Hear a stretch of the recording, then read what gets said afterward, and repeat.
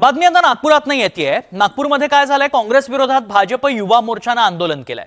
सोनिया गांधींनी वंदे मातरमचा अपमान केला होता असा आरोप करण्यात आलाय। नागपूरच्या बडकस चौकात भाजप युवा मोर्चाच्या वतीने हे आंदोलन करण्यात येतंय। स्वातंत्र्य दिनी वंदे मातरम सुरू असताना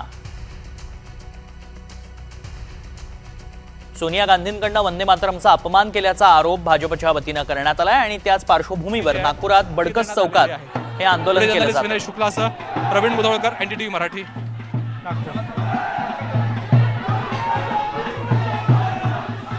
सोनिया गांधींनी वंदे मातरमचा अपमान केल्याचा आरोप भाजपच्या वतीने करण्यात येतोय आणि त्याच अनुषंगाने आणि त्याला विरोध म्हणून नागपूरमध्ये भाजपच्या युवा मोर्चाने हे आंदोलन केल्याचं पाहायला मिळतंय।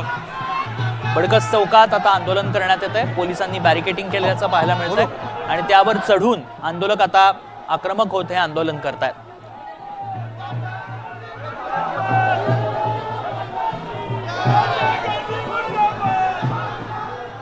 वंदे मातरम सुरू असताना काँग्रेस कार्यालयामध्ये काँग्रेसचं जे मुख्यालय आहे दिल्लीतलं तिथे वंदे मातरम सुरू होतं आणि त्यावेळी सोनिया गांधी त्याच्यानंतर खरगे आपापसात खाणाखुणा करताना आणि काही सूचना करताना पाहायला मिळाल्या होत्या आणि हा व्हिडिओ सोशल मीडियावर प्रचंड प्रमाणात व्हायरल झाल्याचं पाहायला मिळालं होतं आणि त्यावरूनच आता भाजपनं वंदे मातरमचा अपमान काँग्रेसनं केल्याचा आरोप केलाय।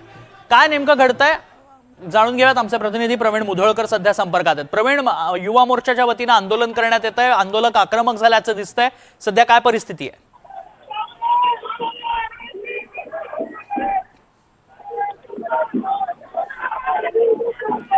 प्रवीण, माझा आवाज पोहोचतोय? आता नागपूरच्या न्यू इंग्लिश शाळेजवळ कार्यकर्ते जे त्यांना ताब्यात घेतलं जात आहे आणि भाजपमध्ये जे कार्यकर्ते आहेत ते आक्रमक आहेत।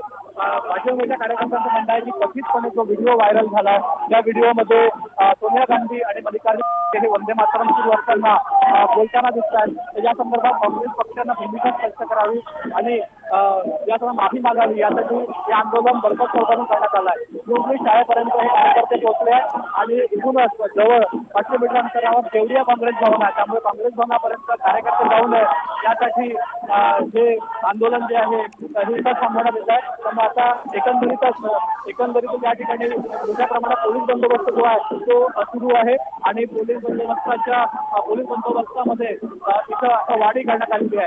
कार्यकर्ते आता बॅरिगेड्सवरती चढले आहेत आणि बॅरिगेडवर चढून काँग्रेस भवनकडे जाण्याच्या प्रयत्नात आहेत। पण केंद्रीय काँग्रेस भवनच्या आधी तिहेरी बॅरिगेड लावण्यात आलेले आहे आणि तिहेरी बॅरिगेड लावून या कार्यक्रमाला थांबवला होता। अंत्ययात्रा इथं प्रतिकात्मक काढण्यात आली, त्यामुळे हे मटक्या घेऊन एक कार्यकर्ता इथे उभा आहे। त्यामुळे अंत्ययात्रेमध्ये या पद्धतीने त्या प्रतिकात्मक पद्धतीने या अंत्ययात्रेमध्ये लोक घेऊन आलेले आहेत आणि भाजपच्या वतीनं ही प्रतिकात्मक यात्रा सोनिया गांधी आणि मल्लिकार्जुन खरगे यांची ही रथयात्रा काढण्यात आलेली आहे। पोलिसांचं म्हणणं आहे की कायद्याच्या मार्गाने आंदोलन करा, पद्धतीनं कायदा सुव्यवस्थेची परिस्थिती निर्माण करू नका। प्रतिकात्मक यात्रेसाठी ज्या वस्तू आणल्या होत्या त्या पोलिसांनी जप्त केल्या होत्या आणि आता पोलीस हे कार्यकर्त्यांना समजावत आहेत की इथं कुठल्याही पद्धतीने कायदा सुव्यवस्थेची परिस्थिती निर्माण असं काही वर्तणूक करू नका।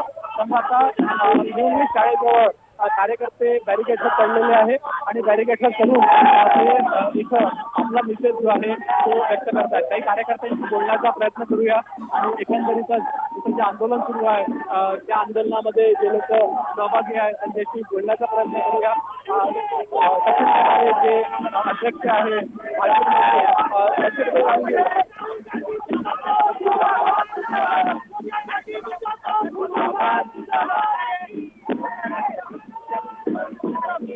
राष्ट्र जे गीत आहे वंदे मातरम राष्ट्रगान हे जनगण मन आहे, पण वंदे मातरम हे कंपल्सरी असल्यावरही वंदे मातरम बंद कर म्हणजे सोनिया गांधी एवढ्या वर्षापासूनही त्या देशामध्ये राहून त्या देशाला ते आपलं समजत नाही, हे सगळ्यात मोठं दुर्भाग्य आहे। आणि त्याच्या विरोधामध्ये भारतीय जनता युवा मोर्चा, मल्लिकार्जुन खरगे आणि सोनिया गांधी यांची प्रतिकात्मक पदयात्रा काढून आणि त्या ठिकाणी निषेध दर्शवत आहे। भाऊ काय सांगाल या ठिकाणी प्रतिकात्मक पदयात्रा काढण्याची परवानगी तुम्हाला मिळाली होती का? परवानगी आणि अर्ज दिला होता, परवानगी नाही मिळाली, पण देशासाठी एक केस लागली तरी चालते। हिंदुस्तान में रहना हो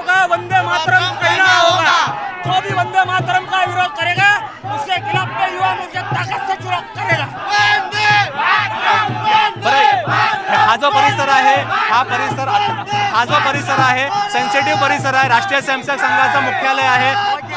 राष्ट्रीय स्वयंसेवक संघाचं मुख्यालय आहे. काँग्रेसचं ऑफिस आहे. त्यामुळे कायदा सुव्यवस्था परिस्थिती निर्माण होऊ शकते. काँग्रेसची कथनी आणि करणेमध्ये फरक आहे. काँग्रेसचा निषेध आम्ही जाहीरपणे करत आहोत. काँग्रेस हे दाखवायचे दात दुसरे आहे आणि काँग्रेसचे करायचे दात वेगळे आहे. म्हणून आम्ही या काँग्रेसची ज्या प्रकारे राष्ट्रभक्तांचा अपमान आहे, देशासाठी शहीद झालेल्या सगळ्या महापुरुषाचा अपमान आहे आणि त्या अपमानाच्या विरोधामध्ये भारतीय जनता युवा मोर्चा या ठिकाणी उभा आहे. आपण बघू शकतो एकंदरीतच आता हे जे आंदोलन आहे हे नागपूरच्या निवडणूक शाळेपर्यंत इथं अडवण्यात आलेलं आहे कार्यकर्त्यांना आणि देवडिया काँग्रेस भवनपर्यंत कुणीही जाऊ नका असं या ठिकाणी कार्यकर्त्यांना सांगितलं जात आहे. त्यामुळे कार्यकर्ते आता बॅरिकेड्सवर चढलेले आहेत आणि मोठा पोलीस बंदोबस्त जो आहे तो सुद्धा इथं तैनात करण्यात आलेला आहे आणि मोठा पोलीस बंदोबस्त आणि बॅरिकेड तिहेरी याची व्यवस्था इथं करण्यात आलेली आहे.